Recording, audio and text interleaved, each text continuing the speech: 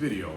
I am on a little road trip here to a different city about 2 hours away where I stay in Bali. I have a very particular gig at the moment here, so yeah, I'm just wanted to share with you some of the stuff that I work on when I'm on the road. Okay, we talked about maintenance drumming. Now, when I'm on the road, I have a lot of things that I work on, even though I'm playing on the kit. There's always something to work on, and it never ends. So the thing is about today is a very interesting topic, and that is hearing into the future. Now, what does that mean exactly? When I was teaching an ASR class, which is Applied Sight Reading class at PIT, we used to do this exercise where we, have on a transparency, we have a projector and we, project a sheet of music onto the wall or a screen, and we would cover the bar that was supposed to be read at that moment. So we'd go 1, 2, 3, 4. We'd cover the first bar with our finger on the projector so it wouldn't show up. So what you had to do was look at that bar, memorize it, and when you're playing that bar, already be looking at the second bar, okay? And then the same thing, the second bar would arrive, we cover the second bar, and so on and so on. So you have to be looking ahead all the time. Now, there's some great players that are great at sight reading, and they're reading like 8 bars ahead. They're not staying on each pulse, reading the pulse by pulse. That is insane, right? That's how you start out reading, pulse by pulse. But you really have to learn how to see into the future when you're sight reading. You have to read ahead so nothing catches you by surprise. Now, it's the same thing with your hearing. You have to hear into the future, okay? So, I've prepared a little exercise, or a couple of exercises for you from my book, Paradiddles and the Magic Sticking, which is great for this type of thing. Because what's happening is we're using, paradiddles, and we're using phrases, basically a cycle, a 2-bar cycle in this particular case, combined with displacement of the beat in the first 2 bars, okay? So what you're basically doing in all these exercises, you're displacing phrases, okay? And that requires you to hear the phrases in advance. If you try to read the phrases as they go by, in the book, it's gonna be impossible to play. You have to already hear the phrases that you're about to play. Every time, it's the same in big band. If you get used to reading figures so much that if you see a figure and it's already familiar to you, although it's a different song, you're gonna know what to play, right? Or what not to play, etc. You have to hear into the future, okay? So this particular exercise, I'm gonna do it for you, okay? And we're gonna start off at 120. Let's just start off at 120. And we're gonna start off with the simple version, okay? So it's cycles and paradiddles, the cycles and paradiddles section, okay? So the first one is paradiddles and 8th note triplets, okay? Paradiddles and 8th note triplets. So, but you're going to be playing the cycle, a 2-bar cycle in this case, and that's going to give you a triple paradiddle, okay? So this is going to demonstrate for you quickly. You're just going to be playing on the downbeats, 1, 2, 3, 4, okay? Paradiddles, 1, 2, 3, 4. And the next section is the triplets, okay? So the triplets, it's a triple paradiddle, and it sounds like this: 1, 2, 3, 4. Okay, so let me just put the click track on here for you. The triplet section is going to sound like this.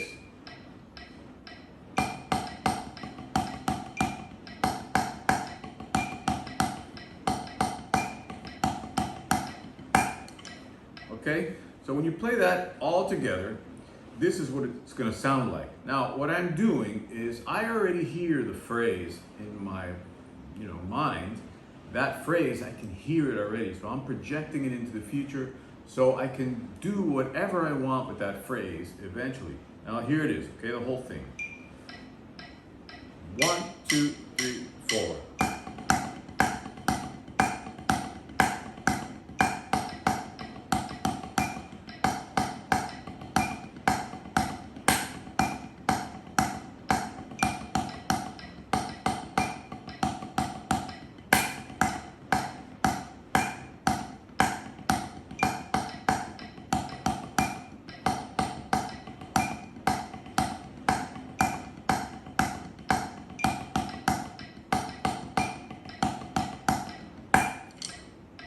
Okay, so in this case, I'm really listening to the click track and trying to lock in with it and have the phrase be as precise as possible for the sake of the click track. Okay, the next exercise here, you're just displacing the whole thing by 1/16 note. Okay, in the case of the first 2 bars, and then by 1/8 note in the case of the paradiddles. All right, the triplets.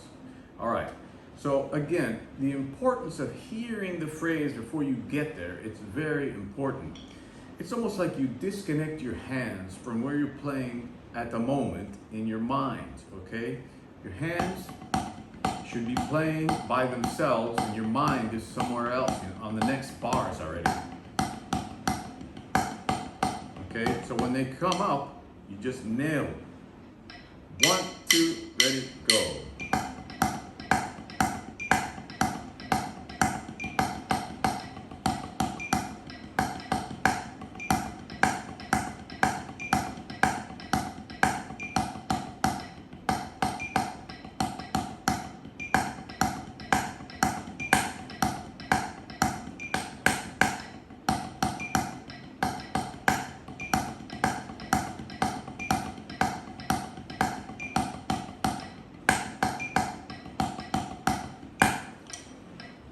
Okay, now a drummer asked me a long time ago, how come he felt so nervous when he was increasing the speed of his phrases, like going from 16th notes to 16th note triplets, or trying to play faster fills around the kit, especially at slow tempos?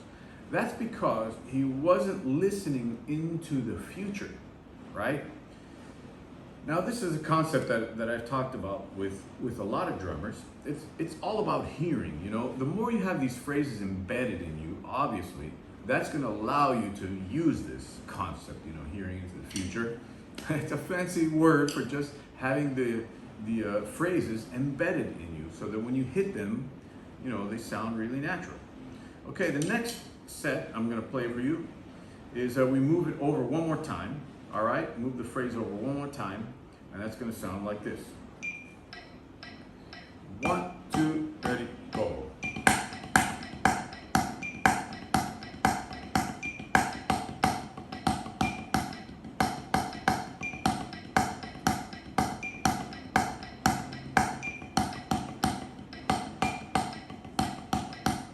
Okay, now obviously you see in the exercises that the hands, the sticking is turning around, starting in a different position when you do the repeats. So you should be careful of that.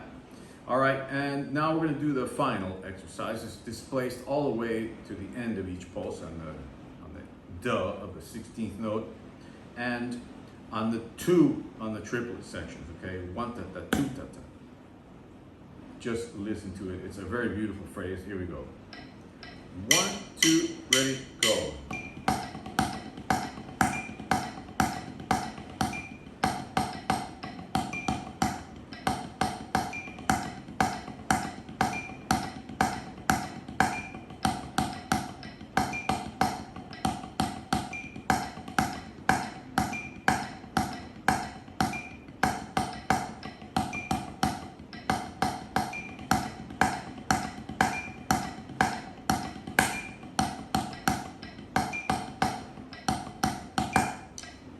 Okay, I like that a lot for this particular concept, all right? This last exercise.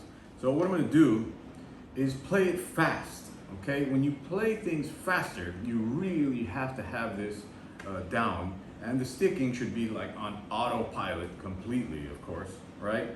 So let's increase the tempo up to 150, all right? 150, here we go, the exercise we just did. 1, 2, 1, 2, ready, go.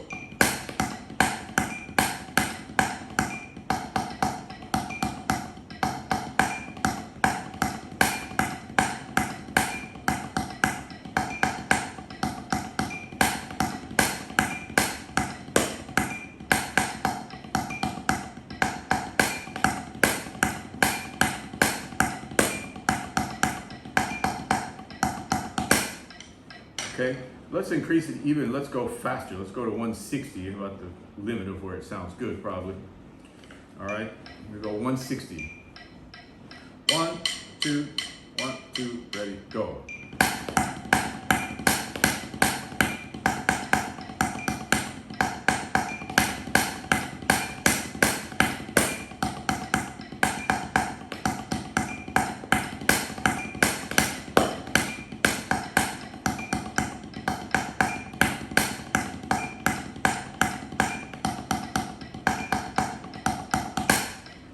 Okay, so why do I say it's about the limit of the speed where it sounds good? Because it starts to go so fast that you can't distinguish it's on the duh anymore. It sounds like it's on the pulse again.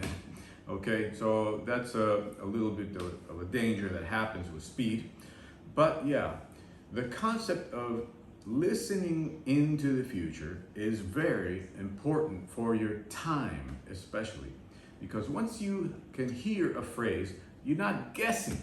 You know, there's a guy, I attended a master class one time,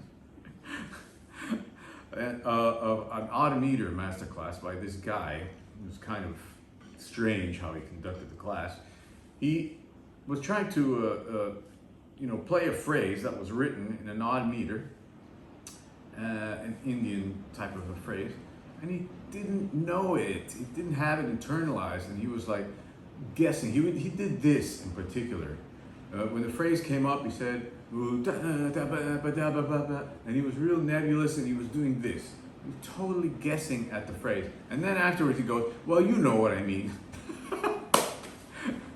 Man, that is a recipe for disaster, okay? I would not show up to a master class unprepared like that, let alone a gig. Can you imagine, doing a big gig and not being prepared with the phrases that are in particular songs and stuff like that? So these types of exercises give you a great head start into the concept that we're talking about. And it also helps your time because you're not guessing. The worst thing to do is guess where a phrase is, because it just it destabilizes you. It takes you out of your center, and your creativity goes out the window, and you start worrying about things like, where's the phrase, right? So it's a very, very beautiful thing to do these exercises at different speeds, like we just did. And another thing that I mentioned to that guy who had trouble playing faster subdivisions when they came. If he wanted to do, he was playing eighth notes, he wanted to do 32nd note triplets or whatever, or he wanted to do licks that were double time of what he was playing at. I told him, you have to already play the double time in your mind, okay? When you're playing like this, let's take it down to 120 again. 1 and 2 and 3 and 4 and 1. A simple thing you can do is just count 16th notes, okay?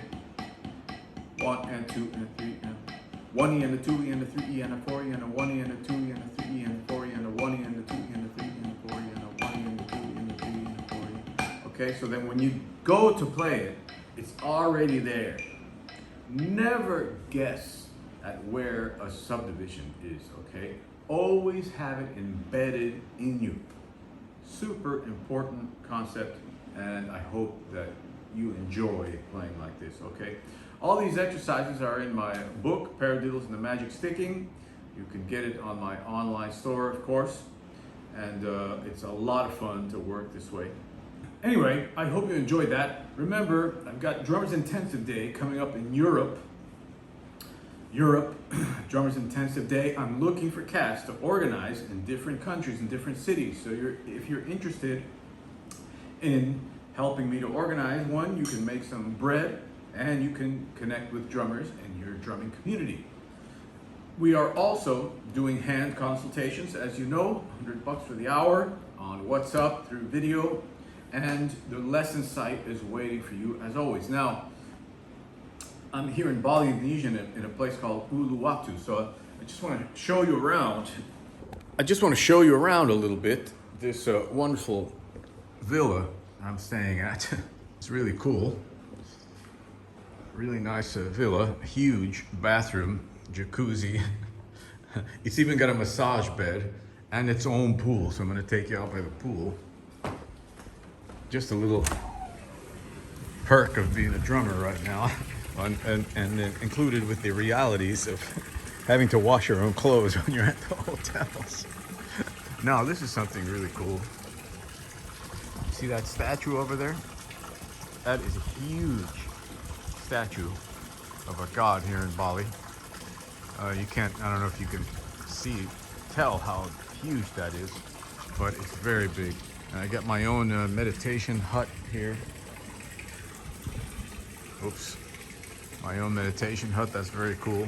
The pool is amazing. And that's the front door of the villa. And it's got a nice kitchen area here, which I'm taking advantage of.